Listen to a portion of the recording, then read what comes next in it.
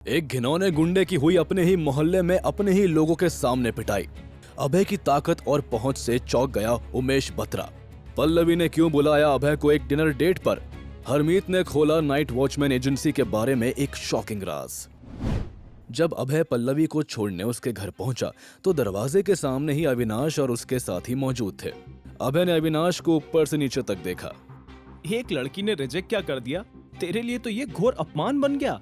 इतना किस बात का घमंड है बे तुझ में? ना चेहरा है, ना पर्सनैलिटी, ना बात करने का ढंग। तो ये बात मेरी और पल्लवी के बीच की है, तो तू हमारे फटे में टांग मत अड़ा, समझा? नहीं तो याद है ना कॉलेज में कैसे तुझे मर्डर केस में अंदर कराया था? इस बार और बड़ी केस लगाऊंगा। इस बार डबल मर्डर का चार्ज लगेगा शायद, क्योंकि मैं तुझे और तेरे आदमियों को जिंदा नहीं छोड़ूंगा। ये कहकर अभय एकदम से अविनाश पर झपट पड़ा।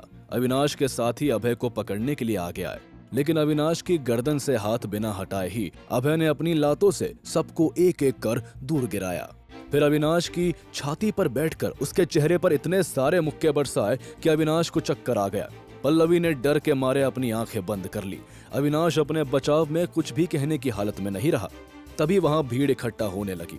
अबे प्लीज छोड़ दो इसे, बिल्डिंग का प्रॉपर्टी मैनेजर आ रहा है, अभी चलो यहाँ से। पल्लवी को इतना टेंस देखकर अभय ने अविनाश को छोड़ दिया। अविनाश ऐसे नीचे गिर पड़ा जैसे कि ताश के पत्तों का घर। जैसे ही अभय और पल्लवी घर के अंदर चले गए, प्रॉपर्टी मैनेजर वहां भागता हुआ आया और उसने अविनाश को जैसे तैसे उठाया। सर, आप ठीक तो है ना सर? क्या आप चल सकते हैं? आपके लिए एम्बुलेंस बुलवाऊं? कोई जरूरत नहीं, मैं ठीक हूँ। मेरे ही एरिया में आके मुझे ही पीट दिया। अब अभय को मुझसे कोई नहीं बचा सकता, मैं उसे बर्बाद कर दूंगा। लेकिन पल्लवी के घर के अंदर अभय अभी हुए हंगामे को लेकर बिल्कुल भी परेशान नहीं था। वो आराम से अपने हाथों पर लगा अविनाश का खून साफ करके ड्राइंग रूम में आया तो देखा कि पल्लवी टेंशन में अपने नाखून चबाते हुए कुछ सोच रही थी। रिलैक्स पल्लवी, आज की मार के बाद अविनाश तुम्हें क्या, तुम्हारी 7 पुश्तों को भी परेशान करने से पहले 100 बार सोचेगा। मुझे परेशान करने के लिए उसके पास और बहुत से रास्ते हैं। ये पूरी लोकेलिटी अविनाश की है। मुझे अगर प्रॉपर्टी मैनेजर ने घर से निकाल दिया तो? और अभी वो क्या कह रहा था कि उसने तुम्हें पहले भी जेल भिजवाया था। अगर उसने फिर से कंप्लेंट कर दी तो? पुलिस को जाके क्या बोलेगा वो कि जिस लड़की को मैं गुंडे लेकर पिछले कई दिनों से हैरेस कर रहा था, आज उसने मुझे मारने के लिए अभय को बुलाया। तो प्लीज आप उस क्रिमिनल को जेल भेजिए ताकि मैं पल्लवी को फिर से परेशान कर पाऊं। पूरी बिल्डिंग को पता है वो कैसा है, वो कुछ नहीं करने वाला। तुम बताओ, तुम क्या कॉलेज वापस ज्वाइन करने वाली हो? नहीं, मैंने ऑलरेडी वहाँ अपना रेजिग्नेशन दे दिया है। कुछ कंपनीज में अपना CV फॉरवर्ड किया है। कल 11 बजे HY कंपनी में एडमिनिस्ट्रेटिव हेड की जॉब के लिए इंटरव्यू है। Wish me luck.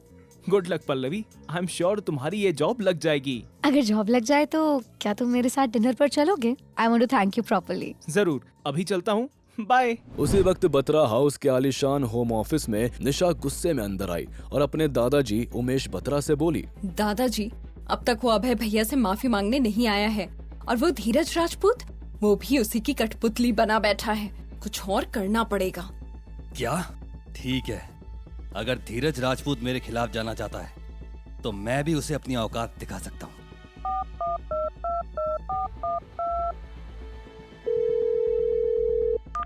Hello mister Batra, क्या कर सकता हूँ मैं आपके लिए? हंसराज सिंघानिया, मैंने आज तक अपने डायमंड कार्ड की पावर का यूज नहीं किया है, लेकिन आज कर रहा हूं। कल मेरे पोते ललित को अभय कपूर नाम के आदमी ने पीटा और धीरज राजपूत भी उसी की साइड ले रहा है। I am so sorry to hear that sir.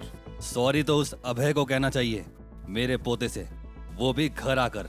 मैं चाहता हूं कि आप उस धीरज को थोड़ा प्रेशराइज करें और अभय को यहाँ लेकर आए। मिस्टर बत्रा, कोई और होता तो हम जरूर करते, लेकिन ये काम मुझसे नहीं होगा। इस मामले में रॉयल बैंक आपकी कोई मदद नहीं कर सकता। I am sorry. इतना कहकर हंसराज सिंघानिया ने फोन काट दिया। उमेश बत्रा को यकीन ही नहीं हो रहा था कि 1-2 कौड़ी के आदमी के सपोर्ट में इतने लोग क्यों खड़े हैं। इधर अभय मिहिका के घर के पास पहुंचा ही था कि तभी उसे एक अननोन नंबर से कॉल आया। हेलो, कौन? नंबर 0, पहचानो कौन? हरमीत। सही पहचाना। अच्छा सुनो, हमारे पास एक दूसरे को डराने धमकाने के लिए बहुत टाइम है, लेकिन अभी मैंने तुम्हें एक बहुत ही इंपॉर्टेंट बात बताने के लिए कॉल किया है। मैं तुम्हें नाइट वॉचमैन एजेंसी का एक डार्क सीक्रेट बताना चाहता हूँ। खुद तो नाइट फाइटर का फर्ज नहीं निभाया गया तुमसे, और अब मुझे भी नाइट वॉचमैन एजेंसी के खिलाफ भड़काना चाहते हो? गद्दार कहीं के। ओफो नंबर 0, कभी सोचा है कि वेनम और बाकी किलर ऑर्गेनाइजेशंस तुम तक कैसे पहुंचे? तुम्हें लगता है नाइट वॉचमैन एजेंसी लोगों की हेल्प के लिए बनी है? तुम कोई नेक काम कर रहे हो। क्या अभय हरमीत की बातों में आ जाएगा? ऐसा क्या सीक्रेट जानता था हरमीत नाइट वॉचमैन के बारे में? अभय से बदला लेने के लिए अब क्या करेगा अविनाश और उमेश बत्रा? जानने के लिए देखिए अगला एपिसोड सिर्फ पॉकेट एफएम के यूट्यूब चैनल पर। और बंदा ये बैडएस है कि सारे एपिसोड्स को सुनने के लिए डिस्क्रिप्शन में दी हुई लिंक से डाउनलोड कीजिए पॉकेट एफएम ऐप।